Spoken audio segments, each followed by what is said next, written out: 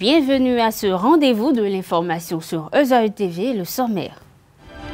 L'audience de ce 12 juin du procès d'Atao Renouho a reporté les débats au 24 juillet 2018 pour cause l'absence de la douane au tribunal, une procédure qui inquiète Maître Baparapé. Joseph Djogbenou, lors de sa passation de service à la Cour constitutionnelle, a fait part de sa perception de la Constitution du Bénin et du principe de séparation de pouvoir. Les détails dans cette édition. L'équipe professionnelle de football EZAE FC a perdu un but contre 3 face à l'association sportive de la Vallée Omnisport en demi-finale du tournoi de la Solidarité 2018 ce mardi 12 juin. Plus de précisions dans un instant.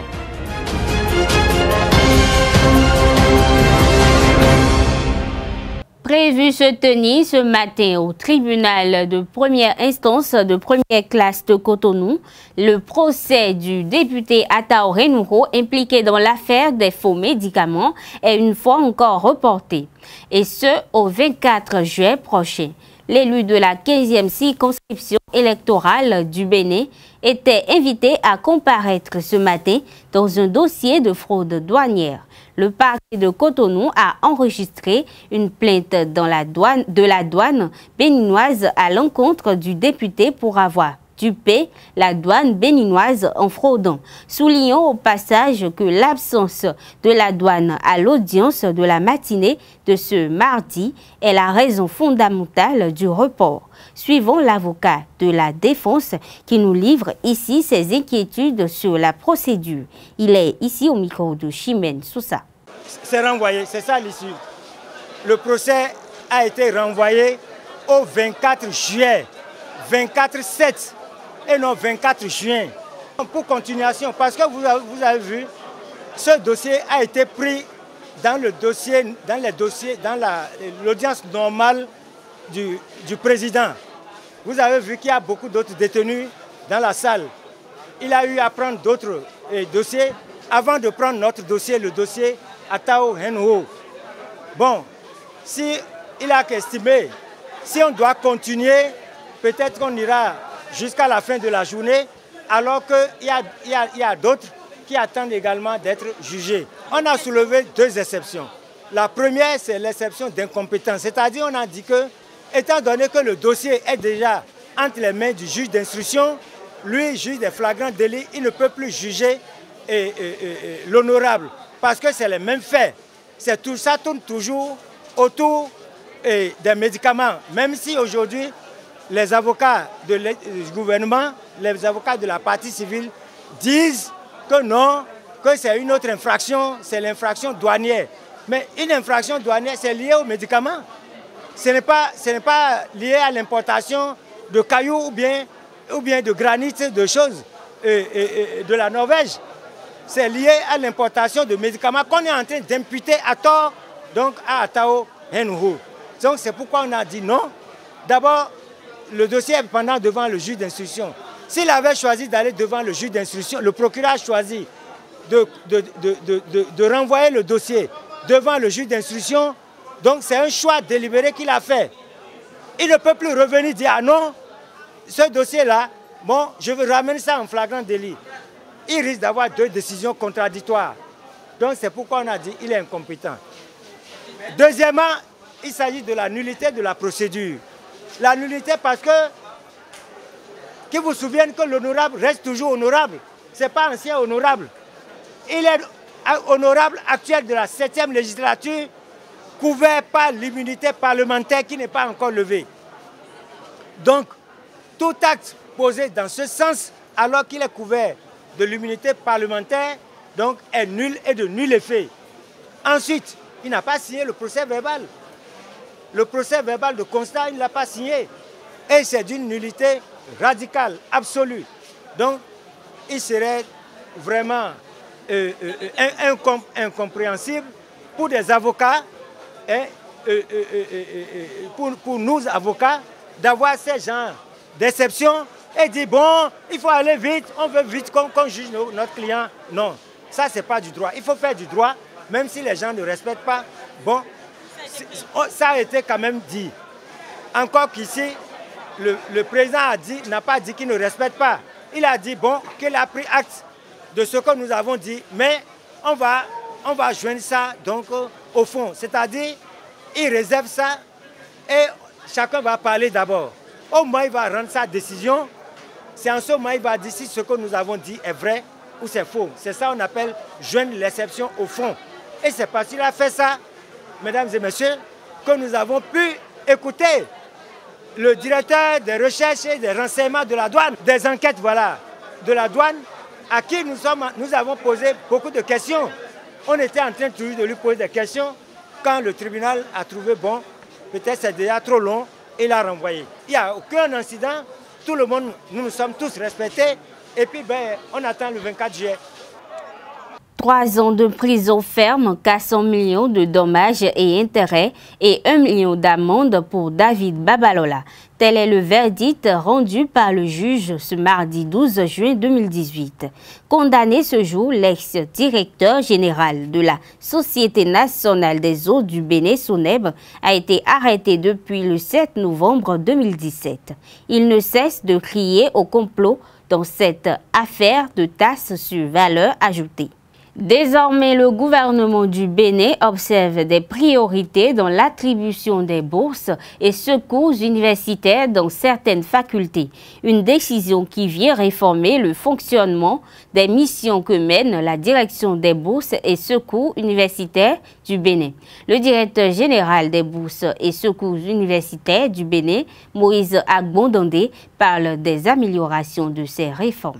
Plusieurs réformes ont été opérées dans le système d'octroi des allocations d'études universitaires.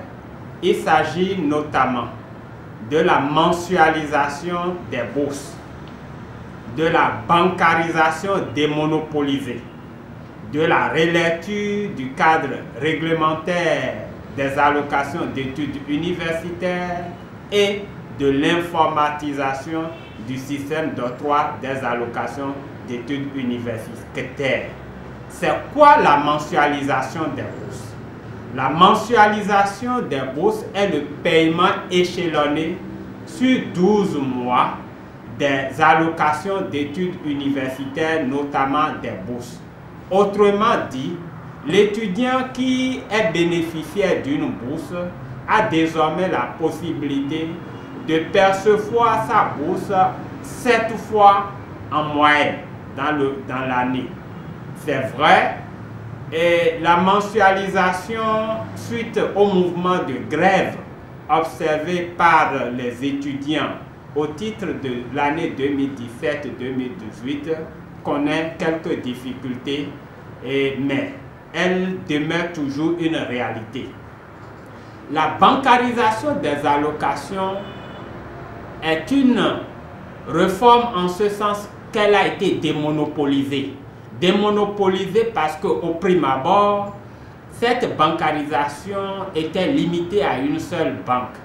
Mais avec le régime actuel, elle a été élargie à plusieurs banques de la place, si bien qu'il y a une dizaine de banques qui est impliquée dans le paiement des allocations aux étudiants.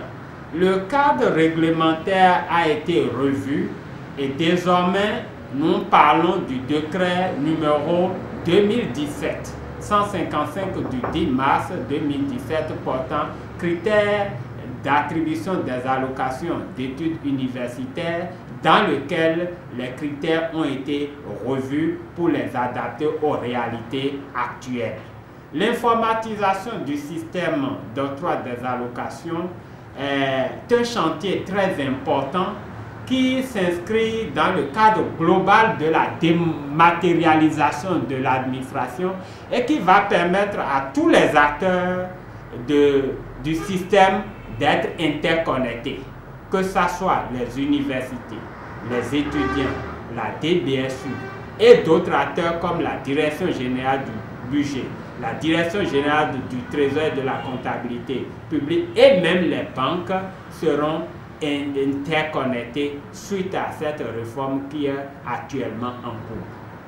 Ok, merci beaucoup, monsieur le DG. Est-ce que, après ces réformes, pouvez-nous parler un peu ce qu'on appelle les points d'amélioration?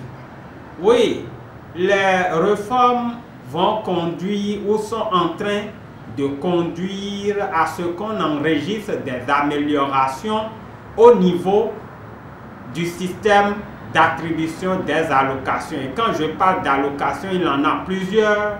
Il y a les bourses, il y a les aides, ce qui était autrefois appelé secours, il y a les subsides, c'est-à-dire les frais de mémoire, les frais de stage et les frais de thèse. Les améliorations potentielles que nous pouvons énumérer sont 1. Le paiement des bourses en plusieurs tranches. Ça ne va plus être en 2 tranches au plus comme c'était le cas avant. Aujourd'hui, les étudiants reçoivent leurs bourses en 7 tranches en moyenne. Il y a la liberté de choix de banque qui est un corollaire de la bancarisation démonopolisée. Il y a l'arrimage de l'octroi des allocations au système LMD. Et puis, le grand point d'amélioration me semble être la rationalisation du processus du traitement des dossiers de demande d'allocation universitaire qui se fait aujourd'hui avec beaucoup plus de célérité grâce à l'organisation technique qui est mise en place à la direction des bourses et secours universitaires. À l'occasion de la célébration nationale de la journée de l'arbre, l'ONG Femmes Impact du Plateau a tenu une séance de sensibilisation et de plantation des plants d'eucalyptus au CEGE 2 d'Ikpilé. La présidente se dit satisfaite et exhorte d'autres bonnes volontés à emboîter le pas. Elle demande également aux élèves du dit CEGE de bien entretenir les plants pour que cet acte posé ne soit pas vain. Le 1er juin dernier, le Bénin a célébré la 34e édition de la journée de l'arbre. Notre ONG Femmes Impact du Plateau a choisi de marquer cet événement dans le collège, au CEGE 2 d'Ikpilé, dans la commune d'Adjawéré. À cet effet, nous avons invité l'adjudant Hakim Ogoudikpe pour nous entretenir les apprenants sur le thème de la journée qui est l'arbre, économie verte, ville durable. À travers cette communication, il a abordé le rôle de l'arbre dans l'économie verte, le rôle de l'arbre pour les villes vertes et à finir par entretenir les enfants sur des techniques d'entretien pour ces arbres. Parce qu'une chose est de planter les arbres, une chose est de les entretenir. Donc nous avons voulu en même temps sensibiliser les enfants sur l'entretien de l'arbre. C'est dans une ambiance empreinte de solennité que le président de la Cour constitutionnelle sortant, Théodore Olo, a passé le témoin à son successeur, Joseph Diogbenou, élu dans l'après-midi du jeudi dernier par ses pairs. La passation de service entre les membres de la 5e mandature et ceux de la 6e mandature de la Cour constitutionnelle s'est déroulée dans la matinée du vendredi 8 juin 2018 dernier au siège de l'institution en présence de plusieurs personnalités du pays. À l'occasion, Joseph Diogbenou a fait part de sa perception de la Constitution du Bénin et du principe de séparation de pouvoir, des notions indispensables à une bonne gestion de la plus haute juridiction constitutionnelle. Suivons-le pour plus d'explications. La Constitution n'est pas un gadget destiné à la satisfaction intellectuelle de quelques-uns. Elle est la gardienne du trésor, trésor de liberté, trésor des droits individuels de chacun, dont la gestion est confiée au plus fort à la Cour constitutionnelle.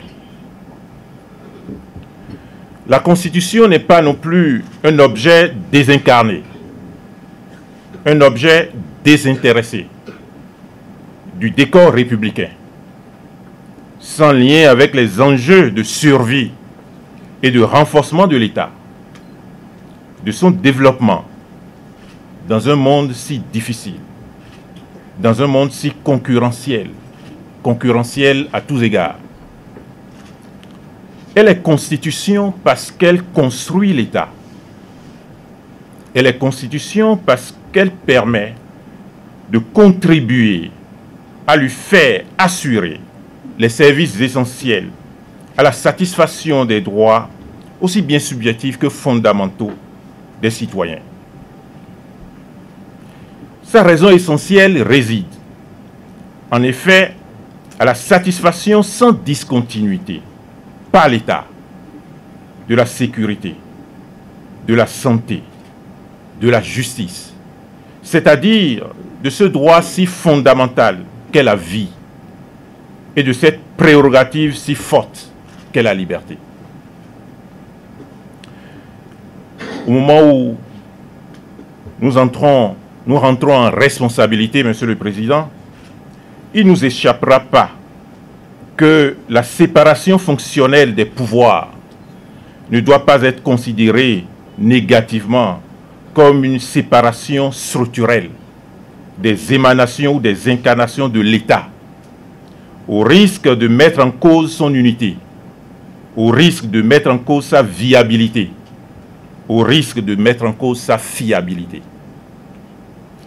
Elle doit être considérée positivement comme l'offre résolue de chaque organe, dans la limite de sa compétence et aux fins que lui confère la Constitution, à la consolidation de l'État et au devenir de la nation. Pour y parvenir, nous en convenons, il nous faut surtout nous armer de courage et de sérénité. La sagesse ne serait-elle pas le courage, la sérénité en action, matinée d'expérience et reflétant l'espérance de l'ensemble de la communauté. Mais il nous faudra alors assumer le nécessaire devoir d'ingratitude, mais à l'égard de tous, à l'égard aussi bien de ceux qui agissent qu'à l'égard de ceux qui commentent. Monsieur le Président, je voudrais vous rassurer de ce que la BAC, sans doute, comme vous l'avez subodoré, pourrait tanguer, mais restera bien gardée. Les demi-finales du tournoi de la Solidarité 2018 se sont jouées cet après-midi au stade René Plevel de Cotonou. L'équipe professionnelle de football de l'École supérieure d'administration, d'économie, de journalisme et des métiers de l'audiovisuel s'arrête à ce stade suite à sa défaite au tir au but 1-3 face à l'association sportive de la Vallée Omnisport, tandis que les Dragons FC de l'Ouémé Club, organisateurs de la compétition, ont rencontré l'association sportive du port autonome de Cotonou. Nous reviendrons sur l'issue de cette seconde demi-finale dans nos prochaines éditions. Mais en attendant, suivez le compte-rendu des derniers matchs du groupe B disputés hier sur les mêmes installations. L'École supérieure d'administration, d'économie, de journalisme et des métiers de l'audiovisuel Esaü Football Club et les Dragons de l'Ouémé se sont qualifiés sans surprise pour les demi-finales du tournoi de la solidarité en éliminant l'association sportive Oussoussaka Assos de Porto-Novo et l'équipe nationale junior du Bénin. Avant la dernière journée dans le groupe A, le lundi 11 juin 2018, au stade René Pleven d'Akpakpa, les deux formations sont co-leaders au classement avec 4 points à 3 longueurs de leurs adversaires. Un match nul va leur permettre d'assurer définitivement leur place dans le dernier carré de la compétition. En première heure, Esaü FC domine Assos 2-1 en fin de partie grâce à Fedino au CI. Bon, un peu difficile pour nous parce qu'on avait en face une équipe joueuse aussi qui aime poser le ballon comme nous. Alors, ce qui nous a donné un peu de difficulté. Mais au finish, on a pris le dessus, surtout par notre forme physique, parce que vers la fin, l'adversaire ne tenait plus. On s'était fixé l'objectif d'aller en finale. Donc l'objectif minimal, c'était la finale. Et on a bien commencé la compétition. Nous voici actuellement, nous sommes premiers de notre poule et nous allons jouer les demi-finales. Donc on va continuer à travailler pour que l'objectif soit atteint. En revanche, les Oranges et Noirs n'ont pas pu mieux faire face à la sélection nationale junior du Bénin. Ils ont été contraints au partage des points au terme d'une rencontre où ils n'ont pas ménagé les poulains de Valais Wandinou. Un but partout est le score qui a sanctionné cette rencontre. On attendait notre qualification parce qu'on a déjà travaillé, on attendait ça. Bon, quel que soit l'adversaire, on n'a pas eu peur. On sait qu'on a déjà travaillé en conséquence. Mais on est tous contents. Les supporters, le staff et nous les joueurs, on est tous contents. Parce qu'il faut qu'on mette cette qualification pour rendre heureux le staff et le coach. Bon, ils ont un enjeu, on ne sait pas l'équipe adverse qu'ils vont rencontrer. Ils ont le Ghana qui est en face. Sûrement, ils vont rencontrer les joueurs ghanéens qui sont en première division. Donc, c'est un championnat qu'eux-mêmes doivent te préparer en conséquence. On doit les imposer, pas sur vous parce qu'on ne sait pas ce qui les attend là-bas.